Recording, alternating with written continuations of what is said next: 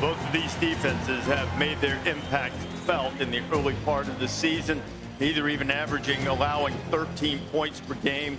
Oklahoma allowing a few more yards. That red zone touchdown rate against that Texas defensive front. It is tough to find your way into the end zone. Pete Thamel is back with us now. So, Pete, what are scouts saying about this matchup?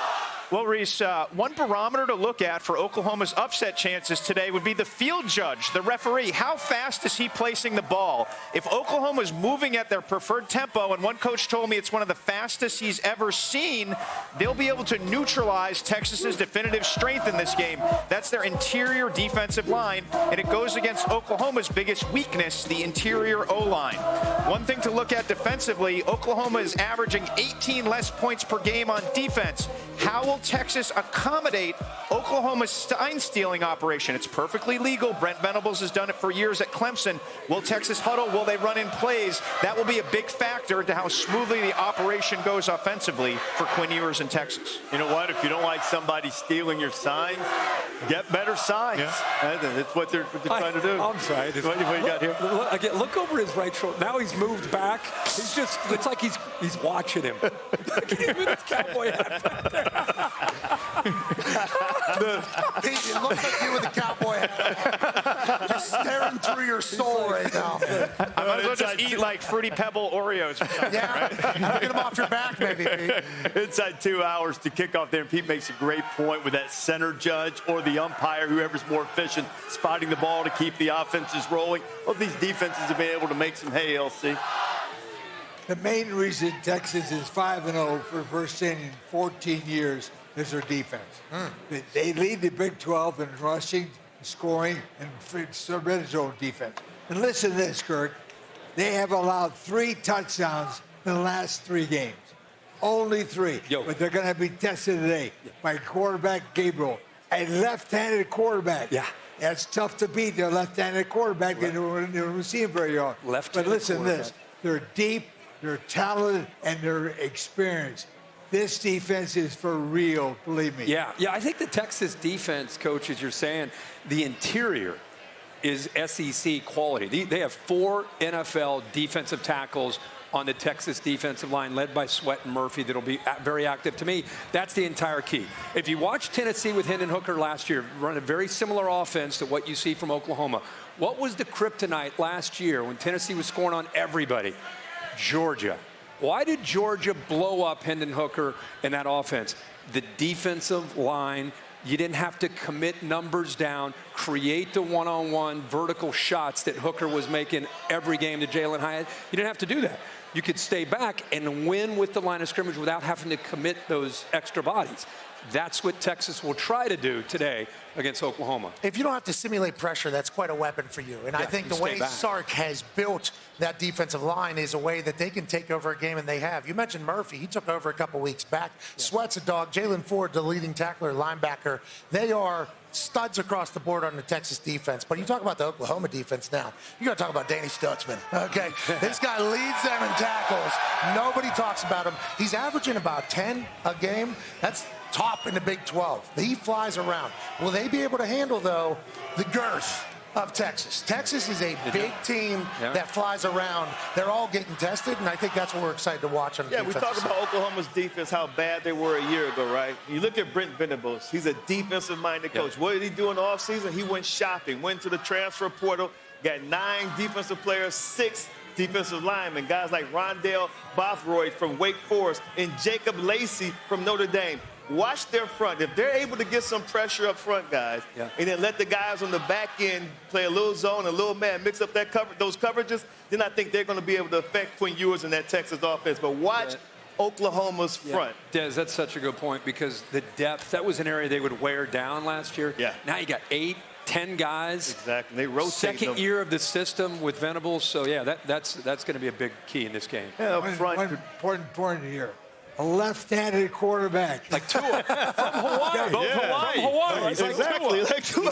And he gets the ball out fast like Tua. The defensive men, they're not used to it. They're not used to that left, coming from the left side. Hey, Oos is deadly accurate, too. With him throwing it. I love watching him play. But it's going to be a trenches game. I think it's what we're all deciding whenever we're watching this thing. It's old school. Yeah. May need to be, too. Texas may be a little thin in the secondary, too. Their cornerback, Ryan Watts, not sure if he's going to be able to go. We'll see once the game kicks off there. Oklahoma's been really good against stopping deep shots, and if Texas isn't playing Alabama, they can't seem to hit deep shots. When you were like 3 for 5 or 2 touchdowns against Alabama, like 20% against everybody else. So you're making the pick right now because we're going inside early. Boomer or hook 'em? I'm just going to say whatever I pick, just go opposite and you'll be up money. No, you guys touched on it. Boo. Here we go. Texas, with that defensive line, how do you neutralize it? Gabriel's got to spit that ball out quick and make that secondary from Texas. Spit it out left-handed. Different spin on the ball with the left hand. Right, Coach? Different blind side, too. And on the other side, I'm not sure Oklahoma's secondary has seen anything like Texas's receivers. So we're going to make everybody happy. Texas wins. Oklahoma covers. Hey,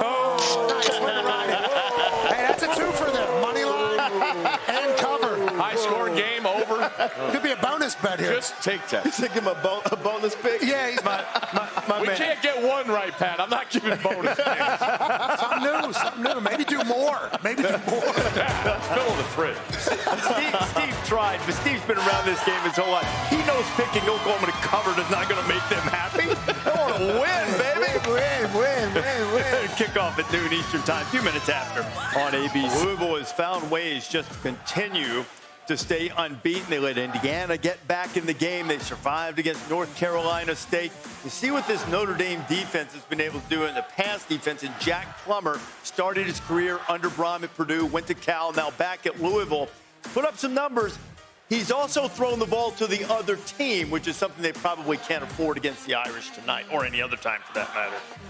The big thing that stands out to me is Louisville's excited. He just talked about this is a showcase game for a first-year head coach who's very familiar with the Louisville brand. He's got a quarterback right now that's throwing it around. He's got a great receiver in Jamari Thrash, over 20 yards of reception. But to me, it's the line of scrimmage.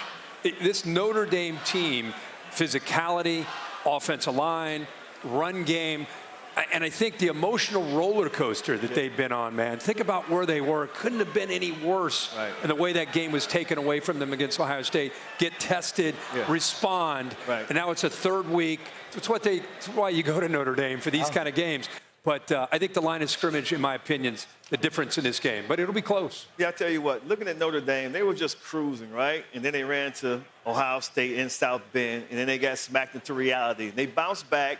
Defense came up with a big stop late in the game against Duke like they needed to on the road. So I think that did a lot for their confidence, especially after what they gave up late in the game against Ohio State. Now going up against the Louisville team that Jeff Brom has his guys believing, but like RD said, this is a step up in weight class now. I think Notre Dame is going to go out there, hard-fought game, low-scoring game, but I think Notre Dame will beat Louisville. We saw at the end of last week's game between Duke and Notre Dame, I think the best running back in the country in Audric Estime. And I think the week against Ohio State, he only got the ball like 14 times. He was still averaging over 5 yards a clip. But it feels like once they start feeding him, that whole pro-style offense gets going. Notre Dame has a little bit of size on Louisville, and I appreciate what Brom's doing there. But I think this is I think Notre Dame's going to wear them out. I really, really like the style of football that ND plays. The thing that concerns you is the perimeter with Notre Dame. You know, they've got some injuries. They're not really deep there to begin with at receiver. The big tight end has got to step up. All their tight ends got to step up. Mitchell Evans is a very, very good target. Had a monster game last week. So I don't think they're built to just blow Louisville out. No. They just got to step up defensively, and then they got to run the football and win the line of scrimmage. And how about this stretch for Notre Dame, too? Undefeated Ohio State, undefeated Duke, undefeated Louisville, SC coming. Yeah. Probably going to be undefeated, too. Hey, you get that primetime game every week. Got to be something. Got to be something. That's why you got Notre Dame. I was just thinking about Louisville. Like, if you ask them, you're going to be 5-0 when Notre Dame comes to town, that's all they wanted coming into the season, you know. But you guys mentioned it numerous times. Step up in weight class. That defense for Notre Dame is real. They travel. I love the secondary. I think Plummer's got to throw it to win it. I think Notre Dame scores a defensive touchdown, and they covered a 6.5. I like that. Irish on the road. Hey, Louisville's got a running back, too. Jawar Jordan, right? Yes. He's averaging over 100 a game. So, I mean, if he could get popping, maybe this could become pretty. I think that average goes down a little bit today. Yeah. Give me something.